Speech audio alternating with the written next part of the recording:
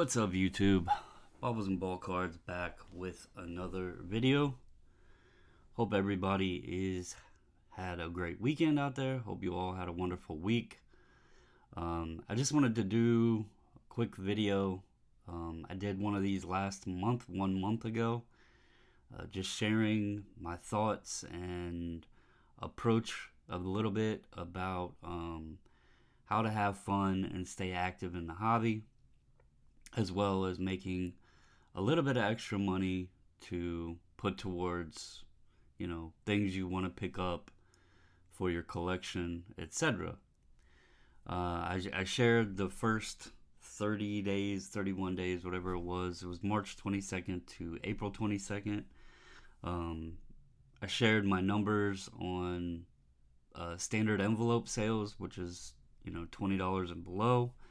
And just kind of shared my thoughts on that as my first month of doing that approach and how it was working out for me and the money that I made off of doing that. So I want to share month 2 with you guys. I also added in a few more numbers to the chart just so I could share that with you all. And there's a couple other things I wanted to talk about. So if you enjoyed the video, give it a thumbs up. Comment down below. Let me know your thoughts. If you tried this after seeing my last video, as I know some people reached out, let me know how it's worked for you. Are you doing good? Are you doing bad? Just let me know. But anyway, I'm going to get into it. Starting off, this is a chart that shows the sales data across the 31 days. This is provided by eBay and your seller performance. And it pretty much gives you like a little daily bar graph here showing how you are each day. You can see here there are some days when there was sales made, but it was very little. There was a few days where no sales were made, and then there was days where it was really good. This is $100 here, this first bar, and then 200. To be quite honest with you guys, I kind of got like off track with my listing and stuff. I didn't stick to the daily listings, like I was saying, 6 to 10 cards a day, etc. I kind of found I have found if you list cards every day, you do better with your sales. I don't know if it's something with an eBay algorithm, if something pops up and people find a card they're looking for and then they look at other things. I don't know what it is, but it's just something I found. I guess it's the theory of fresh inventory brings new faces in. But anyway, I started the month off really strong. In the middle of the month, it kind of deadened out. And then the end of the month, I've been real heavy the past, week, just relaxing, trying to detach from some noise and just listing cards. And I did really well this past week here. You can see I had the one day over 200. But overall, another great month. Cannot complain. Really enjoy doing this. It's a lot of fun. Outside of the money being made, it is a lot of fun. So, all right, let's go off of this, and I will go over here to the numbers. Now, this was the numbers from last month right here. What I did add into this was the other sales. I wanted to throw that in there just to be more transparent. It's not just all about plain white envelope sales, standard envelope sales. I have been mixing in some other cards that are above $20. Now, I will say I'm not putting up much graded right now. I'm selling just some stuff that I don't see the need in grading. I'll give you an example. One card I recently sold just a few days ago was a 2018 Prism Choice Red Scope Yao Ming. Now, it's not a huge card, and it's a card where at the current state of grading prices, if I sent it in and it didn't get a 10, I would have essentially lost money because I would have paid the grading fee on it. Whereas I could sell it and, get like $30 for it without needing to spend the additional funds to grade the card. So that's kind of where I've been at with some of these cards, especially with the current state of grading. I don't know that that's a card that really gets a lot of value bump from grading necessarily. it was probably purchased by someone who was doing a Yao Ming Rainbow or is a Yao Ming fan, something like that. It's not like these flip investment type cards that people are grading to get the value bump on. So that was just, an example to toss out there. Some things that I'm selling that are above the plain white envelope threshold, but not necessarily needing to be graded to sell and make a return. It just doesn't make any sense on it. So what I did, I added that in.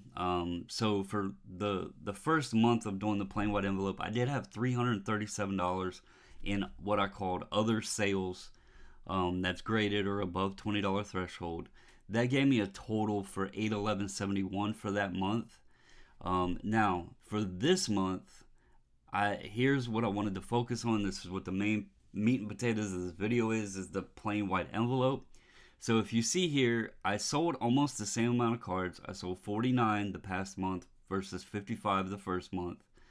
My total net profit was $331.09. So my net did decrease a bit by $143 over 6 cards. That's something I need to look at, go back and figure out on this, because I don't know how that, I might have had something slightly off on my math, but it did lower the average down to less than $1. So it might have just been like the difference in the 6 was like $20 cards or something. I would have to go back and look at things on that. But anyway, it gives a decent picture here. So this month I did $331.09, 49 cards sold, average net of $776. Now, what I did here is I calculated what my yearly would be if this was my average, and it came to $39.73. Then I did also take last month and this month and then kind of give it an averaged it out month to month, and figured up what the average yearly net would be, and that came to $48.34. This month I did have more other sales involved, so although I did less here, I actually did more over here in the total. So I had $516.41 in other sales to give me a total net of $847.50, and then that would come to an average total yearly net by taking this and this of $9,955.26. So that's just going based off the last 2 months where I've been doing the plain white envelope, as well as cards that are above the $20 threshold. Again, selling right around 50 cards a month in this plain white envelope range. I'll take that all day. So yeah, not too bad. The month to month, I actually think I might have this a little bit low rather than this being off up here. I think this might be a little bit low, but anyway, this here, 50 cards, 49 this month, 55 last month. I'll take it. All right, go over here to the performance and sales. This is where I'll show you. You can kind of see here was the ones above the threshold. I did this by order here. And then so it starts right here with how many were in the plain white envelope threshold. And you can see the first page was majority, all of those. Second page was all of them. And then third page obviously was also all of them. So just wanted to share that with everybody there. I do have a couple other things. There's been, so much talk lately about how markets are down, the hobby's down, is the hobby crashing, this and that and the other, right? And I get it, the economy's in a shithole, and people aren't able to flip cards like they used to be, or the people that came in or came back into the hobby, they got accustomed to flipping cards. I think a lot of the intrigue and interest in the hobby was being able to flip and have it like a little side hustle type thing. So I get some of it, but I want to share something with you guys that I felt was really interesting, and it shows my switch of approach on what I'm selling. What I did was I wanted to look at So we're about to complete the 5th month of 2022. So I wanted to look and see how did the last 5 months of 2021, how did my sales compare to the first 5 months of 2022? Is there any difference, right? And so that's what I got here. This here is the last 5 months of 2022. This would be August to December. And what you see here is I did 7,009. Now this isn't net sales. Keep that in mind. This is like what the people paid. So this isn't net. But it was 7,914.39 for the last 5 months of 2021. Right here is the key thing I want you to look at. I sold 42 items. All right. So did almost 8,000. I have 42 items sold. Let's pull up the first 5 months so far of 2022. And you're going to see I still have over $7,000 in sales. Now keep in mind, we still have a few days left in May, so this isn't a full 5 months. But I still have over 7,000 in sales. The difference is this here, the number of items sold. I've sold 150 items the first 5 months of 2022 versus only 42 items the last 5 months of 2021. And that's what I'm trying to talk about when I say I've shifted out of selling the graded stuff or the higher end, the higher value cards. I've went into a more quantity level in my inventory rather than like quality level. Rather than just posting up the 100, the 200, the 300, the $1,000 cards, whatever. I've been going and having a lot more fun and just relaxing and selling these $8, $10, $12, $15 cards.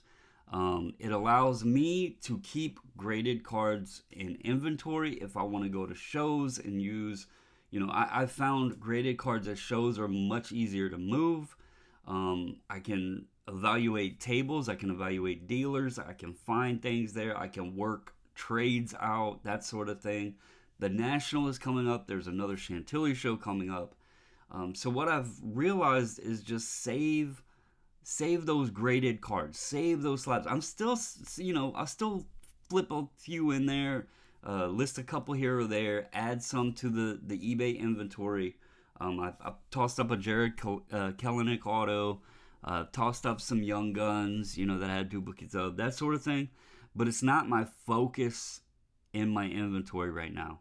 I have, I think, probably about 120 slabs to sell currently. And I've been kind of just enjoying listing the lower end stuff. It's also helping my feedback a lot.